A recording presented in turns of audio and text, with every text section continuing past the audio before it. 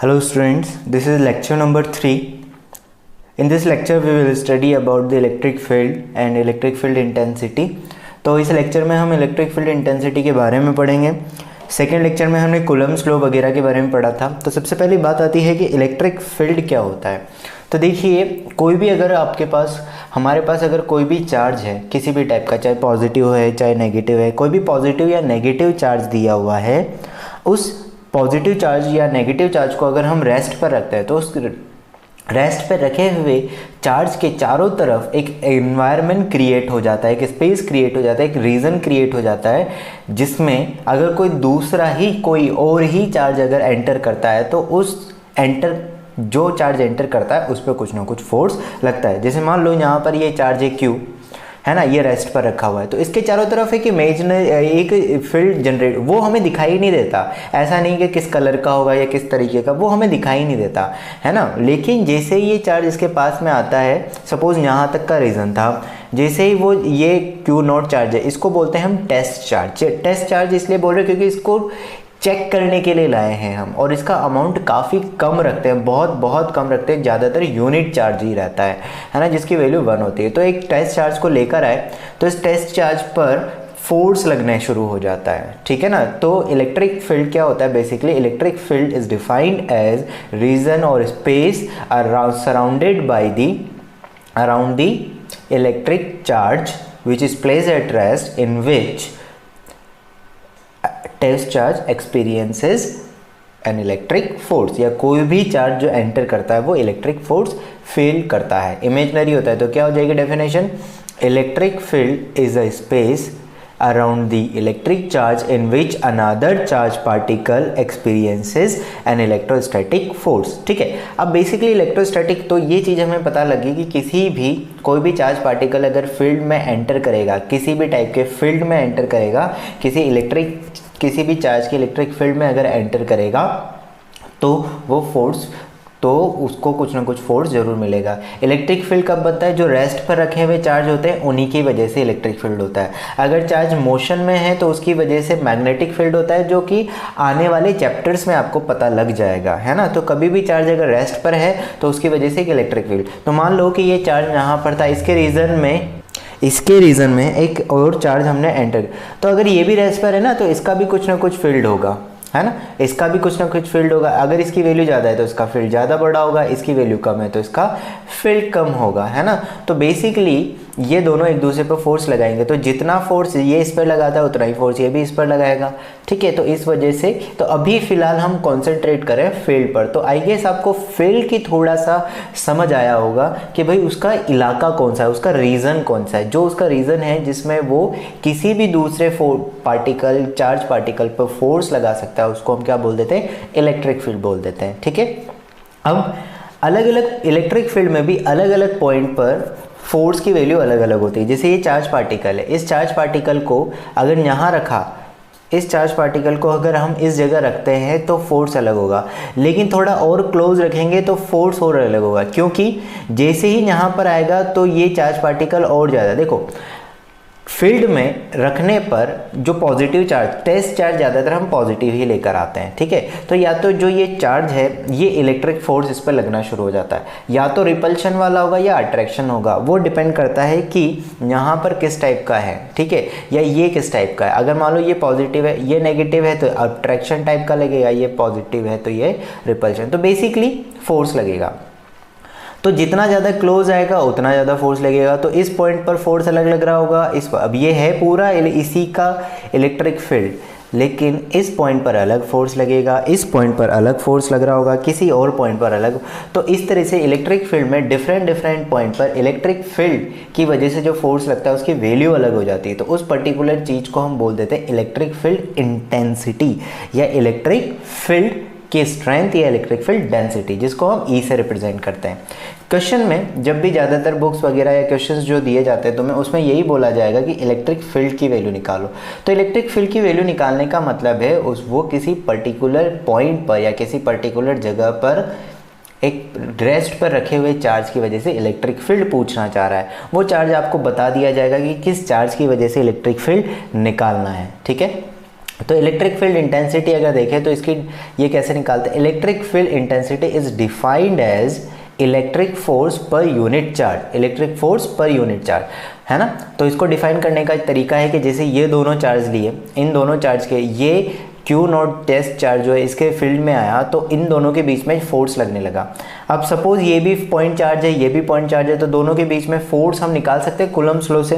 तो Coulomb's law से force, तो बेसिकली इस पर लगने वाले फोर्स को डिवाइडेड बाय चार्ज कर दे तो हमारे पास इलेक्ट्रिक फील्ड की स्ट्रेंथ निकल कर आ जाएगी या इलेक्ट्रिक फील्ड की वैल्यू निकल कर आ जाएगी।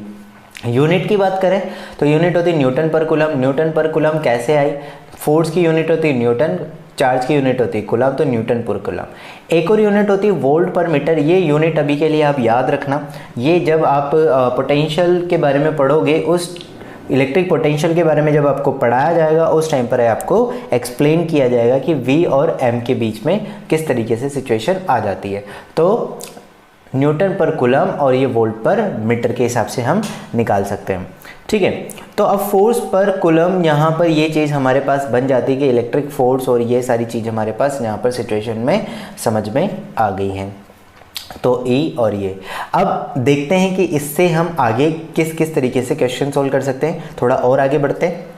देखो यहाँ पर अगर मैं बात करूँ तो जैसे ये चार्ज पार्टिकल हमें दिया हुआ E, तो हमें पता लग गया Q divided F divided by Q। ये इसको मैं ऐसे भी लिख सकता हूँ Q into E, F equals to Q into E।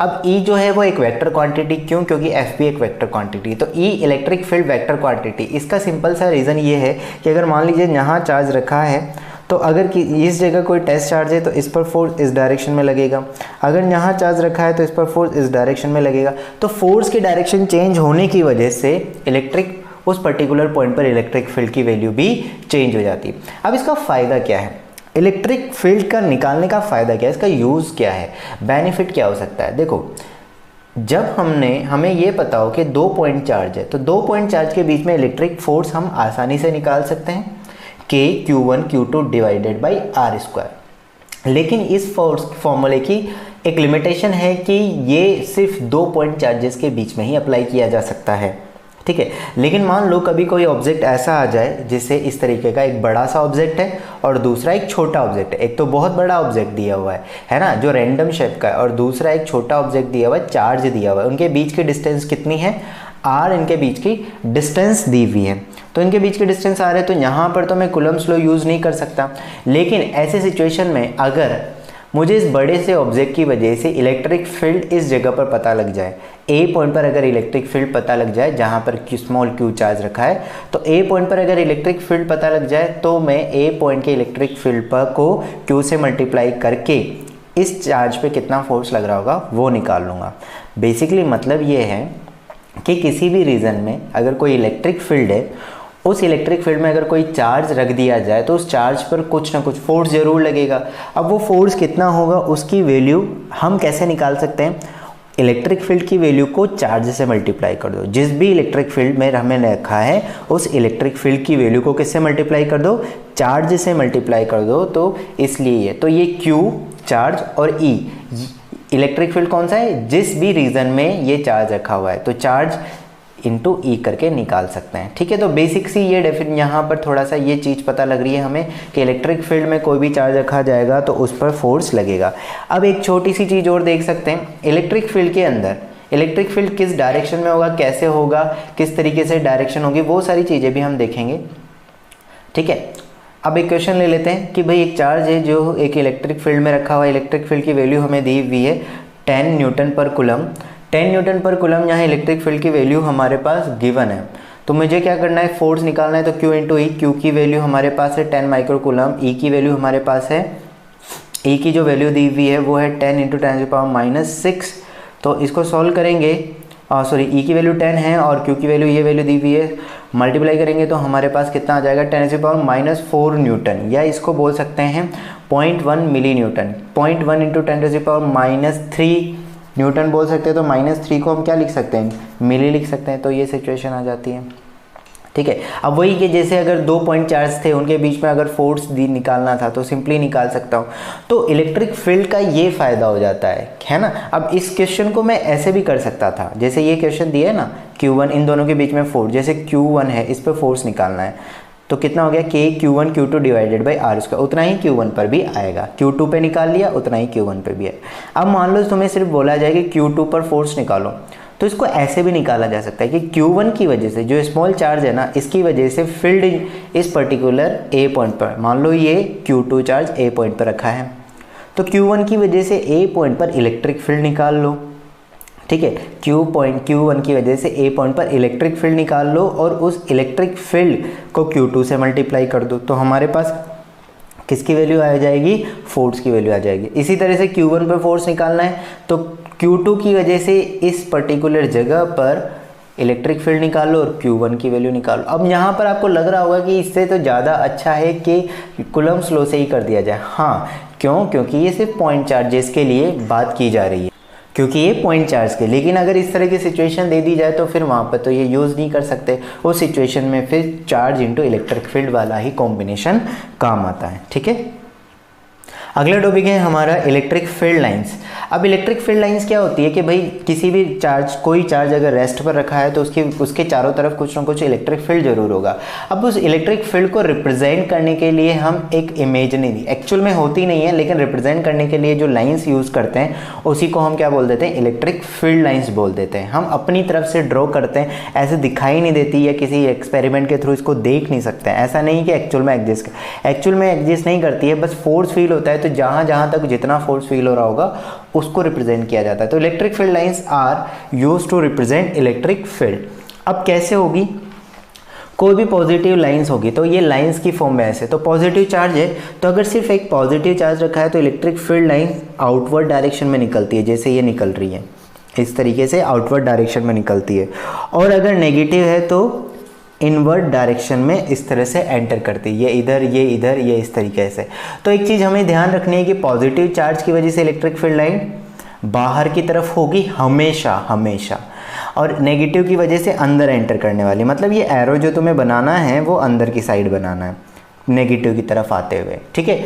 तो इससे ये चीज़ हमें पता लग रही है कि इलेक्ट्रिक फील्ड लाइन हमेशा पॉजिटिव से शुरू होकर नेगेटिव की तरफ जाती है ना। क्योंकि अगर मान लो यहाँ से पॉजिटिव है तो ये पॉजिटिव से निकल रही है, इसमें हमने दिखाया कि ये पॉजिटिव से बाहर जा रही है और इसमें दिखाया कि नेगेटिव पर अंदर एंटर कर रही है। इसका मतलब ये फील्ड लाइन कहीं ना कहीं से तो आई होगी, तो ये पॉजिटिव से आई होगी। इसका मतलब पॉजिटिव इलेक्ट्रिक फील्ड लाइंस जो होती है वो पॉजिटिव चार्ज से निकलती है और नेगेटिव चार्ज पर एंटर कर जाती है ना। अब यहाँ पर, अब ऐसा नहीं, मैंने यहाँ पर दोनों को क्यों नहीं बनाया, क्योंकि मैं आइसोलेटेड बना रहा हूँ ये यहाँ पर। अब ये कहाँ जा रही होगी, कहीं जा रही होगी ढूंढ के कहीं पर, या तो इन्फिनिटी तक चली जाएंगी जहाँ पर नेगेटिव चार्ज मिलेगा, या फिर बस ऐसे निकलती जाएंगी, ठीक है। अब एक छोटी सी चीज़ जो यहाँ पर हमें ध्यान होनी चाहिए कि भाई इलेक्ट्रिक फील्ड लाइंस एक्चुअल में क्या होती है। तो इलेक्ट्रिक फील्ड लाइन कैसे पता चलती है, देखो कोई भी पॉजिटिव चार्ज, ये एक चार्ज है, इसकी वजह से इलेक्ट्रिक फील्ड लाइन देखनी है, तो इलेक्ट्रिक फील्ड को ही बता रहा है। तो हम क्या करते हैं, पॉजिटिव चार्ज ले लेते हैं, unit positive charge, test charge ले लेते हैं, ये रखा। अब अगर इस पॉजिटिव चार्ज, इस चार्ज को, टेस्ट चार्ज को मैं इस प्लस चार्ज के पास में रखूँगा तो इस पर रिपल्शन लगेगा, मतलब इधर जाएगा, इधर रखूँगा तो फिर ये इधर जाएगा, इधर रखूँगा तो भी इधर जाएगा। तो इसका मतलब यहाँ पर, और इसी तरह से अगर इस पॉजिटिव चार्ज को मैंने नेगेटिव चार्ज के पास रखा तो ये अट्रैक्ट होने लगेगा, इधर यहाँ पर रखा तो इधर अट्रैक्ट हो। इसका मतलब ये हो गया कि इलेक्ट्रिक फील्ड लाइंस को हम ये भी बोल सकते हैं कि ये पॉजिटिव, यूनिट पॉजिटिव चार्ज का पाथ होता है। यूनिट पॉजिटिव चार्ज जो होता है उसका पाथ कंसीडर किया जाता है, ठीक है ना। तो जिस तरफ यूनिट पॉजिटिव चार्ज चल रहा होगा वैसे ही इलेक्ट्रिक फील्ड लाइंस भी चल रही होंगी। तो एक चीज़ छोटी सी कहीं ये चीज़ पता चली। अब एक चीज़ जो यहाँ पर हमारे ध्यान रखने वाली है वो ये है कि इलेक्ट्रिक पॉजिटिव चार्ज जो होता है इलेक्ट्रिक फील्ड लाइन की डायरेक्शन में जाता है ऑलवेज। पॉजिटिव चार्ज होगा always move towards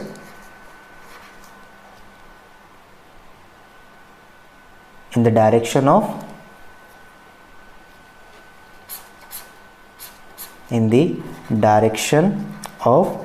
electric field line।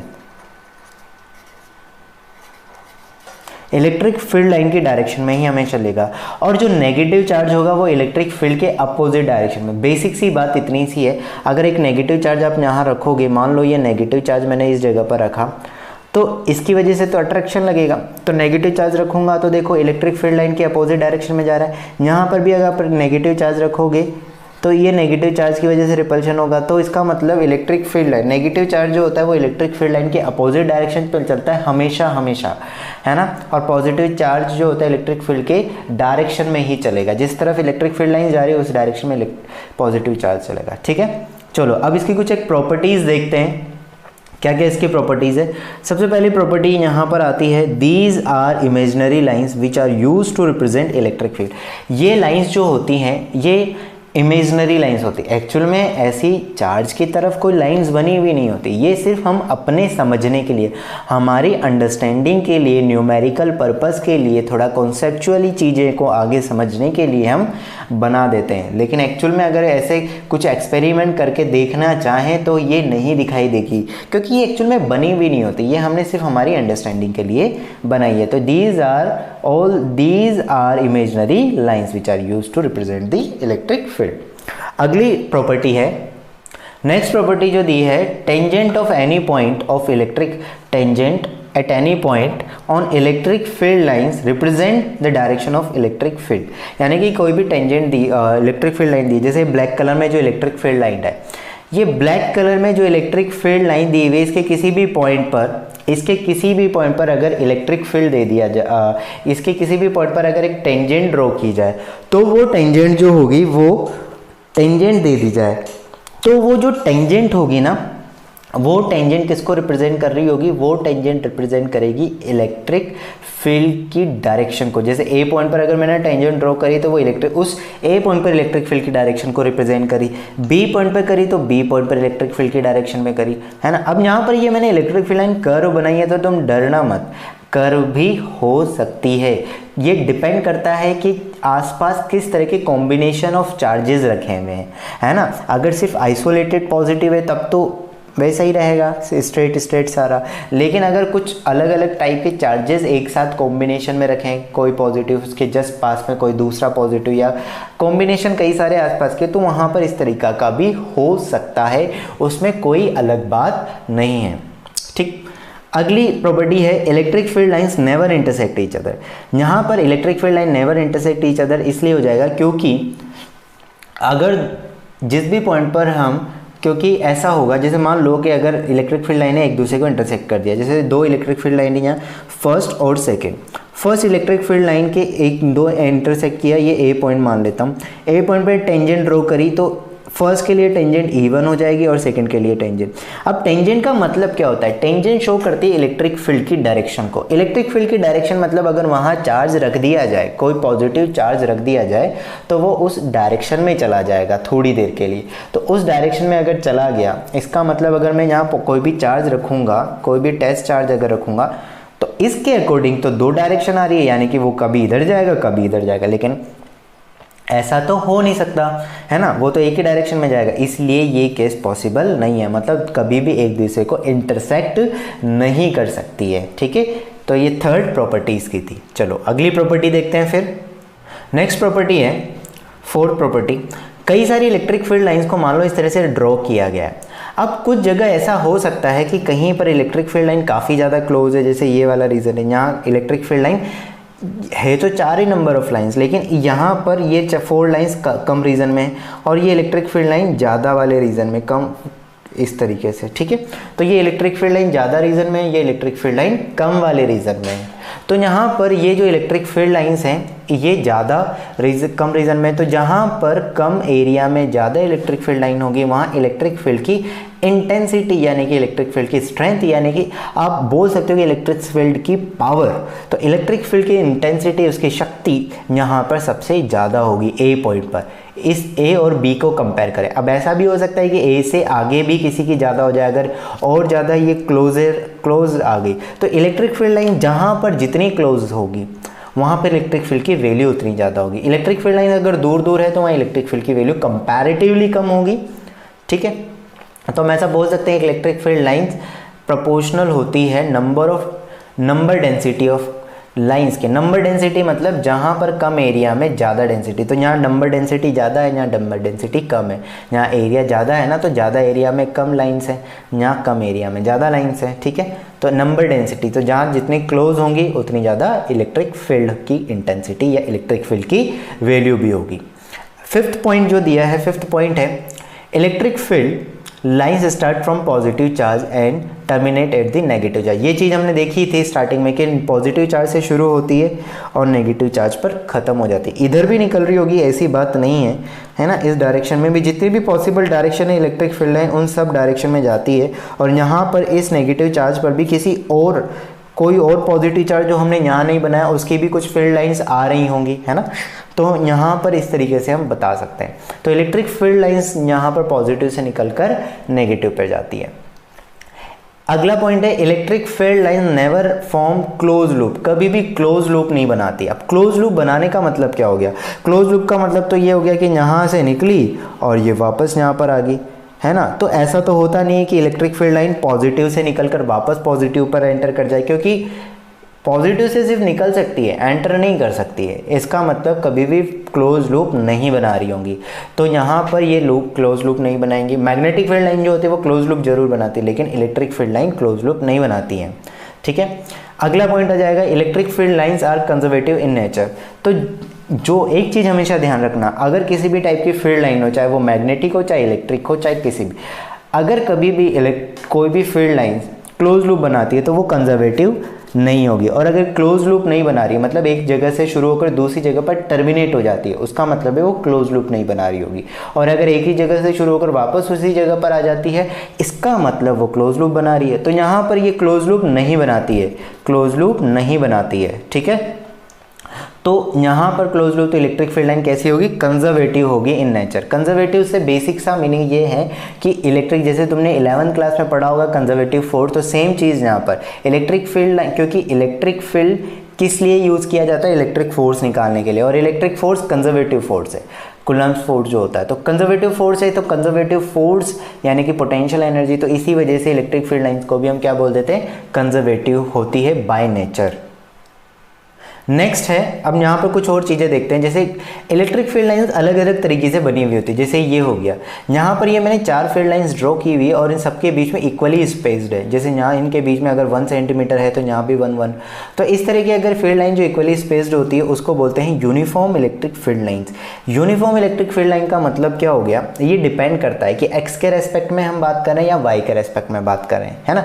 लेकिन यूनिफॉर्म इलेक्ट्रिक फील्ड लाइन का मतलब क्या हो जाता है कि इसके हर एक पॉइंट पर, जैसे ये पॉइंट की ये पॉइंट, ये पॉइंट, कोई भी इस रीजन में जहाँ पर फील्ड लाइंस हैं वहाँ पर किसी भी रीजन में अगर हम कोई भी पॉइंट लेते हैं वहाँ पर इलेक्ट्रिक फील्ड की वैल्यू एक होगी। जैसे यहाँ पर अगर 10 है, इलेक्ट्रिक फील्ड की वैल्यू यहाँ 10 है तो यहाँ पर भी 10 होगी, यहाँ पर भी 10 होगी। कहीं पर भी देखोगे यूनिफॉर्म में तो हर जगह इलेक्ट्रिक फील्ड की वैल्यू 10 ही आएगी। ये भी हम देखेंगे कि electric field line, uniform electric field line किसकी वजह से बन सकती है। इस तरह अगर हम देखें तो ये non uniform electric field lines, मतलब अगर इसके अलावा जो भी है वो सारी non uniform electric field line, तो ये भी non uniform electric field line होगी। ये क्यों? अब कुछ लोगों को लग रहा होगा मैंने एक लाइन बनाना ड्रॉ करना भूल गया। नहीं, ये जानबूझकर यहाँ पर एक है फिर इसके बीच में गैप ज़्यादा आ गया, तो ये भी non uniform electric field line में कंसिडर की जाएगी। ये भी एक नॉन यूनिफॉर्म तो सिर्फ किसको बोलेंगे? जिसमें अगर रिप्रेजेंटेशन से देखना हो तो जिसमें ये इक्वली स्पेस्ड लाइंस बनी हुई हो ना, वो यूनिफॉर्म होगी। बाकी सारी नॉन यूनिफॉर्म में कंसिडर की जाएगी, ठीक है। अब एक और छोटी सी चीज़ यहाँ पर आगे बढ़ते हैं कि अच्छा एक और देख लेते हैं। कई बार ऐसा भी होता है कि इस तरह की जो लाइंस होती है जो हमने स्टार्टिंग में ही देखी थी, ये होती है रेडियल इलेक्ट्रिक फील्ड। रेडियल का मतलब किसी पॉइंट से या तो निकलने वाला या किसी पॉइंट पर एंटर करने वाला, मतलब जो आइसोलेटेड पॉजिटिव या नेगेटिव। आइसोलेटेड का मतलब हो जाता है सिर्फ अकेला, वो खुद, सिर्फ हम एक ही चीज़ की बात कर रहे हैं, तो ये पॉजिटिव और ये नेगेटिव। तो अगर ये पॉजिटिव और ये नेगेटिव की बात कर रहे हैं हम, तो ये रेडियल इलेक्ट्रिक फील्ड लाइंस है। ये रेडियल मतलब रेडियली ये दूर इस तरह से किसी एक पॉइंट से बाहर सब तरफ फैलने वाली या किसी एक पॉइंट पर एंटर करने वाली सब जगह से, उसको बोलते हैं रेडियल, है ना। तो ये पॉजिटिव की वजह से, ये नेगेटिव की वजह से, और ये अगर डाइपोल दिया हुआ हो, डाइपोल में एक पॉजिटिव होता है एक नेगेटिव, तो उसमें कुछ एंटर कर रही होंगी और कहीं दूसरी जगह से भी आ रही होगी। अगर सिर्फ यही दोनों चार्ज है, कहीं और नहीं है, तो सिर्फ इसमें ही एंटर करेगी। लेकिन अगर और दूसरे भी चार्ज है तो यहाँ से बाहर भी निकल सकती है। तो ये इलेक्ट्रिक फील्ड लाइंस यहाँ पर हमने देखा कि इलेक्ट्रिक फील्ड लाइंस इस तरीके से बताई जा सकती हैं। एक और छोटी सी प्रॉपर्टी हम इसमें ले लेते हैं। अगर मान लो कोई कंडक्टर दिया हुआ है, कोई भी एक कंडक्टर हमारे पास दिया हुआ है, ये कोई कंडक्टर है, कंडक्टर का मतलब आप समझते ही हैं। तो इलेक्ट्रिक फील्ड लाइन जो होती है कंडक्टर पर, इलेक्ट्रिक फील्ड लाइन जो भी कंडक्टर पे इलेक्ट्रिक फील्ड लाइंस होंगी वो हमेशा 90 डिग्री का ही, भले ही ये इधर से घूम फिर के कैसे भी आ रही हो, लेकिन ये कंडक्टर के साथ हमेशा 90 डिग्री का एंगल बनाती है। और कंडक्टर के अंदर इलेक्ट्रिक फील्ड लाइंस नहीं हो सकती। कंडक्टर के अंदर कभी भी इलेक्ट्रिक फील्ड लाइंस नहीं हो सकती। कंडक्टर के अंदर हमेशा इलेक्ट्रिक फील्ड लाइंस की वैल्यू कितनी रहेगी? 0 रहेगी। इसका रीज़न क्या है ये हम आगे देखेंगे, लेकिन अभी के लिए आप ये याद रखना है ना, ये जब इलेक्ट्रिक पोटेंशियल वाला चैप्टर आपको पढ़ाया जाएगा उस टाइम पर बताया जाएगा। तो यहाँ पर अभी के लिए याद रखना कि इलेक्ट्रिक फील्ड लाइंस जो होती हैं वो इसके अंदर एंटर, कंडक्टर के अंदर एंटर नहीं कर सकती है। यानी या आप ऐसा बोल सकते हो कि कंडक्टर के अंदर टोटल इलेक्ट्रिक फील्ड जो होता है वो 0 रहता है। कंडक्टर के अंदर टोटल इलेक्ट्रिक फील्ड क्या होता है? 0 होता है। और जो इलेक्ट्रिक फील्ड लाइन जो होती है कंडक्टर के साथ, मान लो किसी इलेक्ट्रिक फील्ड के रीजन में कंडक्टर को रख भी दिया तो वो इलेक्ट्रिक फील्ड लाइन इनके साथ कांटेक्ट में तो आएंगी, लेकिन 90 डिग्री का एंगल बना हुआ होगा और अंदर एंटर नहीं कर रही होंगी। ठीक है, तो ये एक इंपॉर्टेंट चीज़ है, इसका आपको ध्यान रखना है। अगला टॉपिक है electric field due two point charge. अब वैसे तो electric field due two point charge को हम गाउस लॉ के थ्रू भी पढ़ेंगे, वहाँ पर ज़्यादा न्यूमेरिकल वगैरह तो दोनों जगह पर देख लेते हैं। गाउस लॉ क्या होता है उसको भी हम आगे देखेंगे, आगे के लेक्चर्स में आपको पता चलेगा। तो electric field due two point charge का मतलब क्या है? अब electric field due two point charge यहाँ पर तो फॉर्मूला हमें पता है, हम निकालना चाह रहे हैं पॉइंट चार्ज की वजह से इलेक्ट्रिक फील्ड। फॉर्मूला हमें ये पता है, मान लो कोई क्यू चार्ज है, इससे हमें r डिस्टेंस पर ए पॉइंट पर इलेक्ट्रिक फील्ड निकालना है। इस ए पॉइंट पर मैंने एक टेस्ट चार्ज रख दिया क्यू नॉट। टेस्ट चार्ज का मतलब वो चार्ज होता है जिससे हम किसी भी इलेक्ट्रिक फील्ड की जगह कितनी स्ट्रेंथ वगैरह होगी वो पता करते हैं। तो कैसे निकालेंगे? हमने देखा था formula F divided by Q not. अब ये एक्चुअली F क्या होता है? ये F होता है फोर्स ऑन क्यू नॉट। तो इस F क्यू नॉट पर फोर्स निकाला जा सकता है कूलम्ब्स लॉ के थ्रू। तो इन दोनों के बीच में कूलम्ब्स लॉ के थ्रू अगर फोर्स निकालोगे, क्योंकि पॉइंट चार्ज ही है ना, ये भी पॉइंट चार्ज हमने स्पेशली बोला है, तो पॉइंट चार्ज ही है, तो इन दोनों के बीच में फोर्स हो जाएगा K Q naught Q divided by R square. ये इक्वेशन नंबर 1 हो जाएगी। हम सिर्फ अभी यहाँ पर मैग्नीट्यूड की बात कर रहे हैं। ये जो दो एरो इस तरह से बना दिया जाता है इसको बोलते हैं मैग्नीट्यूड। इसमें इक्वेशन में पुट कर देते हैं तो ये बनेगा K Q naught, K capital Q Q naught divided by R square divided by Q naught. तो क्यू नॉट से क्यू नॉट कैंसिल आउट हो जाएगा, ये बचेगा K Q divided by R square, K Q divided by R square. तो ये बन जाएगा के क्यू आर स्क्वायर और R cap, K Q R square equals और ये कैप वेक्टर। अब ये आर कैप, अब ये वेक्टर की फॉर्म में लिखा है, तो बेसिकली हमें ये पता चल गया कि इलेक्ट्रिक चार्ज, पॉइंट चार्ज की वजह से अगर इलेक्ट्रिक फील्ड किसी डिस्टेंस पर देखना है तो उसकी वैल्यू कितनी होगी? K Q divided by R square. Q क्या है? उस पर्टिकुलर पॉइंट चार्ज की वैल्यू, और आर क्या है? जिस भी डिस्टेंस पर, मान लो इसकी जगह इधर किसी डिस्टेंस पर निकालना है तो यहाँ से ये डिस्टेंस निकाल लो, इधर किसी डिस्टेंस पर निकालना है तो किसी भी डिस्टेंस पर, तो ये मैग्नीट्यूड पता लग जाएगा। अब बात आती है डायरेक्शन की। इलेक्ट्रिक फील्ड की डायरेक्शन कैसे डिसाइड की जाती है? इलेक्ट्रिक फील्ड की डायरेक्शन पता करने का बहुत सिंपल सा तरीका है ना। किसी भी चार्ज पार्टिकल की वजह से किसी भी पॉइंट पर अगर इलेक्ट्रिक फील्ड की, मान लो कि ये चार्ज पार्टिकल है पॉजिटिव, यहाँ पर मुझे इलेक्ट्रिक फील्ड की डायरेक्शन पता करनी इस डिस्टेंस पर।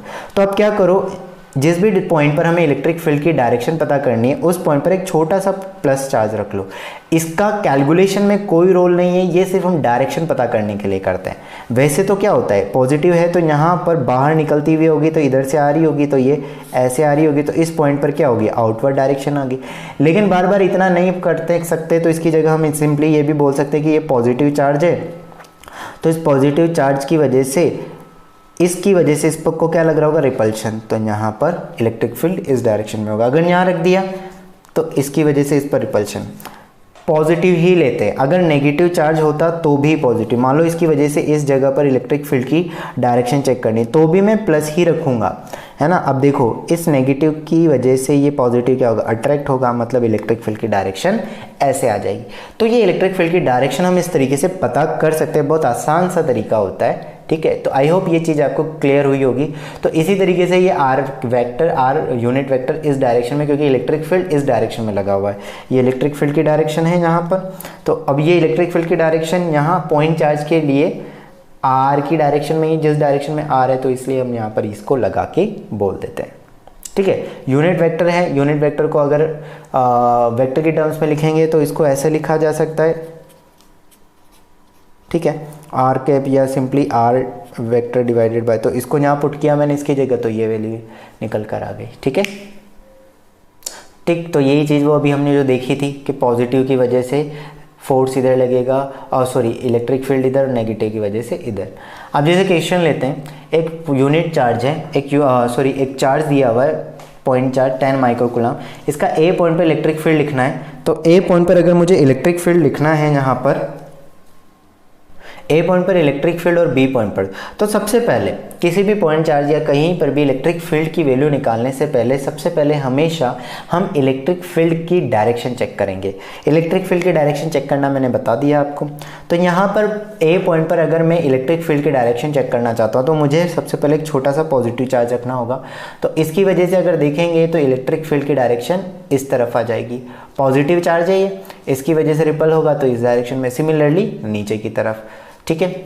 ये x मैंने इसलिए लिया है कि अगर मालूम मुझे आई कैप जे कैप के टर्म्स में रिप्रेजेंट करना हुआ तो अगर इधर कोई इलेक्ट्रिक फील्ड आया उसको आई कैप की फॉर्म में रिप्रेजेंट कर देंगे और ऊपर आया तो जे कैप की फॉर्म में रिप्रेजेंट कर देंगे।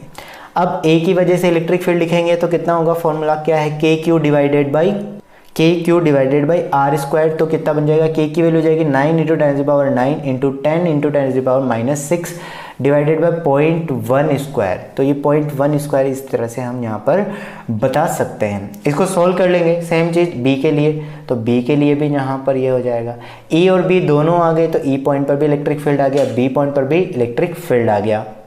अगर आप इसको वेक्टर की टर्म्स में लिखना चाहते हैं तो ए पॉइंट पर जो इलेक्ट्रिक फील्ड है वो एक्स की डायरेक्शन में है, एक्स की डायरेक्शन है, तो चाहो तो आप इसको आई कैप भी लगा सकते हो, और बी वाला जो है वो नीचे वाली डायरेक्शन में, तो माइनस जे कैप लगा सकते हो। अगर आई कैप जे कैप की टर्म्स में पूछा जाता है तो हम ये सिचुएशन भी यूज़ कर सकते हैं। नेक्स्ट क्वेश्चन जो है, तो नेक्स्ट क्वेश्चन है Q 2Q, Q और 2Q। तो Q और 2Q के बीच में अगर हमें इलेक्ट्रिक फील्ड की वैल्यू निकालनी, Q है और 2Q है। नेक्स्ट क्वेश्चन जो है हमारे पास, अगला क्वेश्चन दिया है कि दो चार्ज है Q 2Q और एक इसको हमने 1 बोल दिया है, इसको हमने 2 बोल दिया, दोनों के बीच के डिस्टेंस R है। अब यहाँ पर एक पॉइंट A दिया हुआ है, इस A पॉइंट पर हमें इलेक्ट्रिक फील्ड की वैल्यू निकालनी है। अब ये देखो, ये जो A पॉइंट दिया हुआ है ना, इस A पॉइंट से की इस 2Q चार्ज से डिस्टेंस R है और इन दोनों के बीच की डिस्टेंस R है, तो Q की इससे डिस्टेंस कितनी हो जाएगी, 2R, ठीक है, हमें A पॉइंट पर। अब एक्चुअल में A पॉइंट पर इलेक्ट्रिक फील्ड 2 की वजह से आएगा, ठीक है ना। किसी भी पॉइंट पर अगर हमें देखो, अगर सिर्फ एक चार्ज रखा हो, सिंगल चार्ज हो, तो किसी भी पॉइंट पर इलेक्ट्रिक फील्ड सिर्फ उसकी वजह से आता है। लेकिन अगर उसके आसपास एक से ज़्यादा चार्ज है तो उस पर्टिकुलर पॉइंट पर, चाहे वो यहाँ हो, चाहे यहाँ हो, चाहे कहीं पर भी हो, उस पर उसके आसपास जो भी चार्ज अवेलेबल हैं उन सब की वजह से इलेक्ट्रिक फील्ड लिखना पड़ेगा। तो इसकी वजह से भी इलेक्ट्रिक फील्ड लिखना पड़ेगा इस पर कितना, और जब हम इसकी वजह से इलेक्ट्रिक फील्ड लिख रहे होंगे तो हम इसको नहीं देखेंगे, सिर्फ इसकी वजह से लिखेंगे। जब हम इसकी वजह से लिख रहे होंगे तो इसको नहीं देखेंगे। तो मैं 2Q की वजह से लिखूंगा तो सबसे पहले डायरेक्शन देखो, तो 2Q को मैंने 2 सेकेंड चार्ज माना है, तो 2Q की वजह से इलेक्ट्रिक फील्ड और डायरेक्शन कैसे आएगी, पॉजिटिव रख के देखेंगे तो बाहर तो E2 ये वाली हो जाएगी। अब इसी तरीके से सिर्फ Q की वजह से देखोगे तो आउटवर्ड हो जाएगी, तो दोनों सेम डायरेक्शन में, तो दो वेक्टर जब सेम डायरेक्शन में हैं तो ऐड हो जाएंगे E1 प्लस E2। तो अब E1 प्लस E2 यहाँ पर हमारे पास A पॉइंट पर इलेक्ट्रिक फील्ड आ जाएगा। E1 की वैल्यू निकालते हैं, अब E1 की वैल्यू निकालते हैं तो E1 इसकी वजह से, तो यहाँ से यहाँ तक टोटल डिस्टेंस कितनी है, R प्लस R मतलब 2R, तो KQ डिवाइडेड बाई 2R, तो KQ डिवाइडेड बाई 2R का स्क्वायर तो कितना बन जाएगा, E1। इसी तरीके से अगर हम 2Q की वजह से इसकी वजह से देख रहे हैं तो इसको हटा लो, बस इसके बीच के डिस्टेंस देखो E2, तो E2 क्या होगा, इन दोनों के बीच के डिस्टेंस, तो KQ E2 हो जाएगा K 2Q divided by R square, तो 2KQ divided by R square. तो A पॉइंट जो है, तो ए पॉइंट पर जो चार्ज होगा, इलेक्ट्रिक फील्ड होगा, वो दोनों की वजह से आ जाएगा। तो टोटल ए पॉइंट पर दोनों सेम डायरेक्शन में, तो ऐड कर देंगे तो सिंपली हमारे पास ये वैल्यू निकल कर आ जाएगी। तो ये इलेक्ट्रिक फील्ड की वैल्यू हम इस तरह से, तो ध्यान यही रखना है कि किसी पॉइंट पर इलेक्ट्रिक फील्ड निकालना है तो पहले हमें डायरेक्शन और दूसरी जितने भी वहाँ चार्ज अवेलेबल हैं या जितने भी ऑब्जेक्ट अवेलेबल हैं उन सब की वजह से इलेक्ट्रिक फील्ड निकालना है। अभी तो हम सिर्फ पॉइंट चार्ज के लिए ही देख रहे हैं, आगे जब हम देखेंगे तो अलग अलग टाइप के ऑब्जेक्ट्स की वजह से हम इलेक्ट्रिक फील्ड देखेंगे। नेक्स्ट क्वेश्चन जो दिया है हमारे पास, अगला क्वेश्चन है, अब देखो यहाँ पर एक स्क्वायर दिया हुआ है, स्क्वायर के अपोजिट कॉर्नर्स पर चार्ज रखे हुए सेम टाइप के चार्ज Q और Q। अब हमें क्या करना है, इनके जो बचे हुए दो कॉर्नर्स है उस पर इलेक्ट्रिक फील्ड की वैल्यू निकालनी, मैग्नीट्यूड सिर्फ निकालना है। तो मैं इस पॉइंट पर ले लेता हूँ ए पॉइंट पर। तो देखो ए पॉइंट जो दिया हुआ है ना, ए पॉइंट पर इस फर्स्ट चार्ज की वजह से इलेक्ट्रिक फील्ड नीचे आएगा, क्योंकि यहाँ पॉजिटिव चार्ज रख के देखो तो नीचे की तरफ आएगा। इसी तरीके से इसकी वजह से अगर पॉइंट चार्ज रख के देखोगे, इसकी वजह से इलेक्ट्रिक फील्ड, तो ये दोनों आपस में 90 डिग्री के एंगल पर आ गए। अब 90 डिग्री के एंगल पर आ गए तो दो वेक्टर्स अगर 90 डिग्री के एंगल पर हो तो वैल्यू हम निकाल सकते हैं। तो पहले हम E1 E2 की वैल्यू लिखेंगे तो क्या बनेगा, E1 इन दोनों इसकी वजह से, तो KQ divided by R square, जिस भी पॉइंट पर हमें इलेक्ट्रिक फील्ड निकालना होता है वो डिस्टेंस, तो KQ divided by R square, तो E हो जाएगा। सेकेंड हो जाएगा KQ divided by R square, इसकी वजह से, E2 की वजह से। तो यहाँ पर ये इन दोनों की वजह से तो वैल्यू निकल कर आ जाएगी। अब इनको वैल्यूज़ को पुट कर देंगे तो ये कितना बनेगा, E नेट आ जाएगा हमारे पास। E नेट की वैल्यू हमारे पास क्या हो जाएगी, E1 स्क्वायर प्लस, इस तरीके से निकालेंगे तो ये हमारे पास बनेगा E1 square plus E2 square. ठीक है, इसको जब वैल्यू को पुट करते हैं तो हमारे पास finally √KQ divided by R आता है। तो देखो इलेक्ट्रोस्टैटिक यहाँ तक खत्म हो गए। उसके बाद जब ये कैलकुलेशन है तो E1 E2 एक्चुअल में वेक्टर क्वांटिटी है ना। E1 और E2 क्या है, एक्चुअल में वेक्टर क्वांटिटी है। तब जब दो वेक्टर क्वांटिटीज़ को हम रिजल्टेंट निकालते हैं हम तो सीधे नहीं ऐड कर सकते, ऐसा नहीं कर देना कि E1 प्लस E2 आंसर आ गया, नहीं, वो तो सिर्फ स्केलर में होता है। वेक्टर क्वांटिटीज़ जब भी हम रिजल्टेंट निकालते हैं तो वहाँ पर ये फॉर्मूला हमें लगाना जरूरी हो जाता है इसके थ्रू। अगर इन दोनों के बीच में एंगल चेंज हो जाएगा तो रिजल्टेंट भी चेंज हो जाएगा, है ना। तो इस चीज़ का खासा ध्यान रखना। अगला क्वेश्चन है, नेक्स्ट क्वेश्चन जो हमें दिया हुआ है उसमें है कि एक ट्राइंगल दिया हुआ है, इस ट्राइंगल के इन दोनों कॉर्नर्स पर चार्ज रखे हैं। इसको फर्स्ट चार्ज बोल दिया, इसको सेकंड चार्ज, दोनों का अमाउंट एक जैसा है। इक्विलेटरल ट्राइंगल है तो इक्विलेटरल ट्राइंगल की सारी साइड्स एक जैसी होती है, small R small R small R. इनके एंगल्स कितने हो जाएंगे, 60 डिग्री। इस ए पॉइंट पर हमें इलेक्ट्रिक फील्ड निकालना था। तो ए पॉइंट पर अगर मुझे इलेक्ट्रिक फील्ड निकालना था तो हमने क्या किया, ए पॉइंट पर जब हमें इलेक्ट्रिक फील्ड निकालना है, इस सिचुएशन में यहाँ से लेकर यहाँ तक ए पॉइंट पर जब मुझे इलेक्ट्रिक फील्ड निकालना है, इस सिचुएशन में क्या किया है मैंने, देखो इस कंडीशन में यहाँ पर सबसे पहले हमें डायरेक्शन ही, प्रोसीजर एक जैसा है। इस पॉइंट पर इसकी वजह से भी इलेक्ट्रिक फील्ड आएगा, इसकी वजह से भी। तो इसकी वजह से इलेक्ट्रिक फील्ड निकालने के लिए यहाँ पर प्लस चार्ज तो रखेंगे डायरेक्शन चेक करने के लिए, तो इसकी वजह से रिपल्शन तो ये इधर, इसकी वजह से रिपल्शन तो ये इधर। तो E1 और E2 तो दोनों के बीच में जो एंगल होगा वो कितना हो जाएगा, 60 डिग्री का एंगल हो जाएगा। तो दोनों के बीच में जो एंगल जो हो जाएगा वो कितना आएगा, 60 डिग्री। तो E1 तो हो जाएगा KQ divided by R square और E2 हो जाएगा KQ divided by R square. अब दोनों की वैल्यू एक जैसी है तो थोड़ी देर के लिए यहाँ इसको EE लिख देते हैं। अब एक्चुअली में इसको ये सारी चीज़ लिखने का पर्पज़ क्या है, मेरा पर्पज़ ये है कि जब भी हम दो वेक्टर्स को सॉल्व करते हैं, जैसे यहाँ पर इन दोनों के बीच का रिजल्टेंट भी ऐसे ही निकलेगा, E1 square plus E2 square plus 2E1 E2 cos 60। लेकिन अगर E1 की कोई पर्टिकुलर वैल्यू नहीं है, जैसे कोई 10, 8, 5, 3 ऐसे कुछ नहीं दिया और एक एक्सप्रेशन दिया है, तो उस एक्सप्रेशन को बार बार लिखना थोड़ा सा हो सकता है कॉम्प्लिकेटेड हो जाए या थोड़ा सा उसमें लिखते लिखते कहीं ना कहीं गड़बड़ हो जाए। उस सिचुएशन में क्या करो कि उस पूरे एक्सप्रेशन को कुछ मान लो, जैसे KQ divided by R square को मैंने E माना, तो यहाँ पर भी KQ divided by R square है, इसको भी E माना जा सकता है, क्योंकि ये E है तो ये भी E हो जाएगा। यानी कि E1 और E2 की जगह हम E लिख देते हैं और लास्ट में जो आंसर आएगा वो E की टर्म्स में आएगा, तो E को फिर वापस रिप्लेस कर देंगे। तो यहाँ पर मैंने लिया E1 की जगह मैंने लिख दिया E स्क्वायर प्लस E2 की जगह भी E स्क्वायर, तो प्लस 2E1 E2 कितना हो जाएगा, E स्क्वायर cos 60 की वैल्यू 1/2। जब इसको सॉल्व करेंगे तो हमारे पास फाइनल आंसर आएगा √E।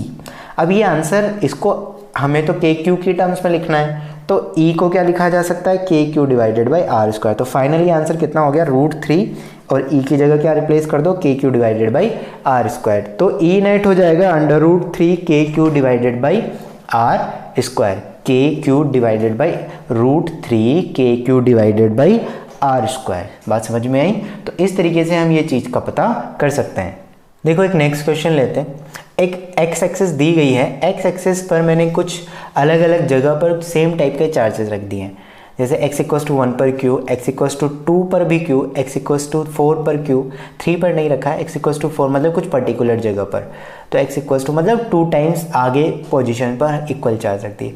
तो x=0 मतलब ओरिजिन पर हमें इलेक्ट्रिक फील्ड निकालना है, तो कोई दिक्कत नहीं, निकाल सकते हैं, प्रोसीजर वही रखना है।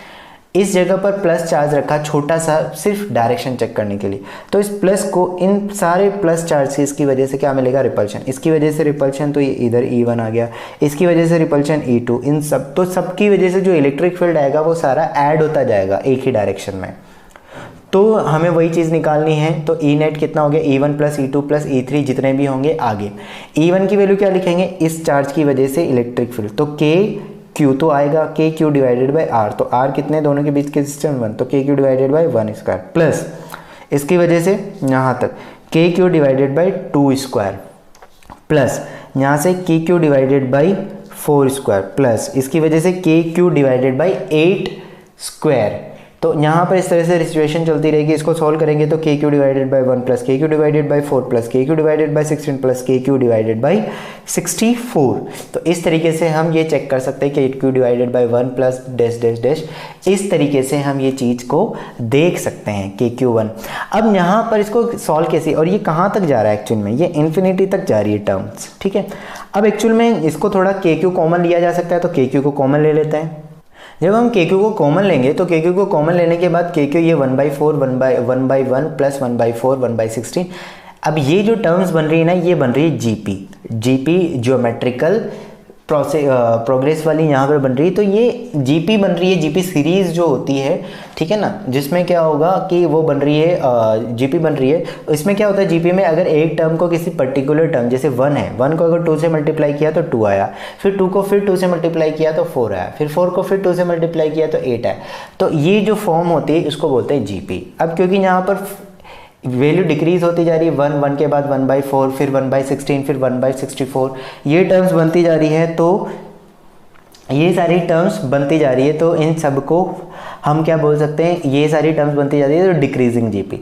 अब इसका आंसर निकाला जा सकता है, कैसे निकाल सकते हैं, जब भी डिक्रीजिंग जीपी हो तो उसका सॉल्यूशन होता है a डिवाइडेड, अगर वो इन्फिनिटी तक जा रही है तो a divided by 1 minus R. a क्या होता है, जो स्टार्टिंग की टर्म होती है, r क्या होता है, r का मतलब होता है जो इन दोनों का कॉमन रेशियो, मतलब 1/1 में को किससे मल्टीप्लाई करने पर 1/4 आया, फिर 1/4 को भी किससे मल्टीप्लाई करने पर 1/, तो इसको हमने 1/4 से मल्टीप्लाई किया तो 1/4 आया, फिर 1/4 को 1/4 से मल्टीप्लाई किया तो 1/16 आया, फिर 1/16 को फिर 1/4 से मल्टीप्लाई किया तो 1/64 आया। मतलब कॉमन रेशियो r जो होता है उसको कॉमन रेशियो बोलते हैं। तो ये 1/4 है। वैल्यू पुट कर देंगे, 1 डिवाइडेड बाई 1 माइनस 1/4, सॉल्व करेंगे तो 1 डिवाइडेड बाई 3/4 4, तो ये आ जाएगा 4/3 के क्यू। तो ई नेट की जो वैल्यू हमारे पास यहाँ पर बनी है वो कितनी बनी है, K Q divided by 3। Next question है, अगले क्वेश्चन में क्या दिया हुआ है, अगले क्वेश्चन में आपको 2 चार्ज दिए हुए हैं, एक क्यू चार्ज है और एक 4Q चार्ज है। एक क्यू चार्ज दिया है, एक 4Q चार्ज दिया है। इसके बीच में कोई एक ऐसा पॉइंट है जहां पर हमें पोटेंशियल निकालना है। क्यू और 4Q चार्ज दिया हुआ है, तो एक क्यू चार्ज दिया हुआ है और एक 4Q चार्ज दिया हुआ है। दोनों के बीच में हमें एक ऐसा पॉइंट निकालना है जहां पर इलेक्ट्रिक फील्ड की वैल्यू 0 हो। ऐसे कई सारे क्वेश्चन हो सकते हैं। अब ऐसे क्वेश्चंस को थोड़ा ध्यान से समझना, जब भी आपको 2 पॉइंट चार्जेस दिए जाएं और पूछा जाए कि इनको मिलाने वाली, ज्वाइन करने वाली लाइन पर किस जगह पर इलेक्ट्रिक फील्ड 0 होगा, तो वो इलेक्ट्रिक फील्ड कैसे निकालते हैं। तो एक चीज़ हमेशा ध्यान रखनी है, अगर दोनों चार्जेस सेम नेचर के हैं, यानी कि दोनों पॉजिटिव पॉजिटिव हैं या दोनों नेगेटिव नेगेटिव हैं, तो वो पॉइंट जहां पर इलेक्ट्रिक फील्ड 0 होगा वो बीच में कहीं पर आएगा। अगर ये जैसे ये Q है और ये 4Q है, तो वो पॉइंट जहां पर इलेक्ट्रिक फील्ड 0 है वो डेफिनेटली बीच में आएगा, ठीक है। और अगर इनमें से एक भी नेगेटिव है, एक नेगेटिव एक पॉजिटिव है, तो इलेक्ट्रिक वो पॉइंट जहाँ पर इलेक्ट्रिक फील्ड जीरो हो सकता है वो बाहर की तरफ आएगा। और बाहर भी कहाँ पर आएगा, वो चार्ज जिसका अमाउंट छोटा है उसके पास में। जैसे ये Q है और ये 4Q है, अब यहाँ पर ये -Q 4Q हो गया तो इलेक्ट्रिक फील्ड बाहर की तरफ जीरो होगा। तो किस तरफ, इसके इस तरफ, छोटे वाले चार्ज। अगर ये Q और ये -4Q होता तो भी इसी तरफ होता, माइनस के साइन से फर्क नहीं पड़ रहा है। छोटा चार्ज कौन सा है, उस छोटे चार्ज के अकॉर्डिंग हम देखेंगे कि छोटे चार्ज के पास में इलेक्ट्रिक फील्ड की जीरो बाहर की तरफ हो जाएगी। तो क्या किया, अब हमें यहाँ पर एक आइडिया लग गया है कि बीच में कहीं पर तो ए पॉइंट मान लिया, इस ए पॉइंट पे इलेक्ट्रिक फील्ड जीरो है, तो ए पॉइंट पे इलेक्ट्रिक फील्ड लिख लो दोनों की वजह से। फर्स्ट की वजह से इलेक्ट्रिक फील्ड इस तरफ आएगा, क्यों आएगा ये अब तुम्हें पता लग ही गया होगा। सेकंड पर इलेक्ट्रिक फील्ड इसकी सेकंड की वजह से इस पर इलेक्ट्रिक फील्ड इस डायरेक्शन में आएगा। तो दोनों अपोजिट डायरेक्शन में है तो जीरो करेंगे, तो दोनों अपोजिट डायरेक्शन में है E1 माइनस, तो बेसिकली जीरो होने के लिए E1 माइनस E2 करना पड़ेगा क्योंकि वेक्टर क्वांटिटी है। तो E1 minus E2 equals to zero करोगे तो कितना बनेगा, E1 इक्वल्स टू E2। या सिंपली ऐसे बोल सकते हो कि ए पॉइंट पर इलेक्ट्रिक फील्ड तभी जीरो हो पाएगा जब E1 और E2 दोनों आपस में इक्वलेंट हो। तो यहाँ पर ये वैल्यू इक्वल, अब E1 की वैल्यू कैसे लिखते हैं, K E1 इसकी वजह से आया है, Q1 Q की वजह से, तो K Q और दोनों के बीच यहाँ से यहाँ तक की डिस्टेंस x, तो K Q divided by x square. इसी तरह से E2 जो है वो इसकी वजह से आया, तो K 4Q divided by R minus X का स्क्वायर। तो K Q से K Q माइनस R minus X divided by X का square equals to 4 divided by 1। तो R minus X divided by X equals to plus minus 2, R minus X divided by X equals to plus minus 2, ये हो गया। तो x को multiply कर दो तो R minus X equals to 2x, x equals to, तो इसको इधर जाएंगे तो R की वैल्यू कितनी हो जाएगी, x की वैल्यू कितनी आ जाएगी, R/2। अब एक्चुअली क्या किया है ना, यहाँ पर हमने एक बार पॉजिटिव Q2 लिया है और एक बार नेगेटिव, दोनों से चेक कर लेते हैं। पॉजिटिव Q2 लेने पर ये आंसर आता है और नेगेटिव 2 लेने पर ये आंसर आता है। अब ये गलत है, ये सही क्यों है? सबसे पहली बात, यहाँ पर x की वैल्यू R की इक्विवेलेंट है तो वो हो नहीं सकती। दूसरी, x जो है इन दोनों के बीच में आना चाहिए, x की वैल्यू मतलब ये पॉइंट इन दोनों के बीच में है, तो इसका मतलब x की वैल्यू डेफिनेटली R से छोटी होगी और पॉजिटिव होगी। पॉजिटिव इसलिए क्योंकि इस डायरेक्शन में, तो ये वाला आंसर इसका करेक्ट हो जाएगा। ठीक है, सेम सिचुएशन नेगेटिव के लिए भी कर सकते हैं। नेगेटिव के लिए जब करोगे तो उसमें बस कुछ नहीं करना, आपको बाहर की तरफ एक पॉइंट कंसीडर कर लेना है। जैसे यहाँ कंसीडर किया, अगर नेगेटिव आता है, मान लो ये नेगेटिव आया, एक -Q और एक 4Q आया, तो तुम्हें क्या करना है, बाहर कोई एक पॉइंट कंसीडर कर लो A, तो यहाँ पर x, तो इसकी वजह से तो अट्रैक्शन हो जाएगा और उसकी वजह से रिपल्शन हो जाएगा। सिंपली बस यही चीज़ करनी है। और वापस सेम सिचुएशन के लिए इलेक्ट्रिक फील्ड E1 E2 को इक्वल करके लिख दो। अब इसकी एक ट्रिक भी होती है, वो ट्रिक भी मैं आपको बताऊंगा। अब देखो इसकी ट्रिक क्या होती है, ध्यान से समझना, बहुत काम आएगी ऑब्जेक्टिव क्वेश्चन में। दो चार्जेस हैं, एक Q1 है और एक Q2 है।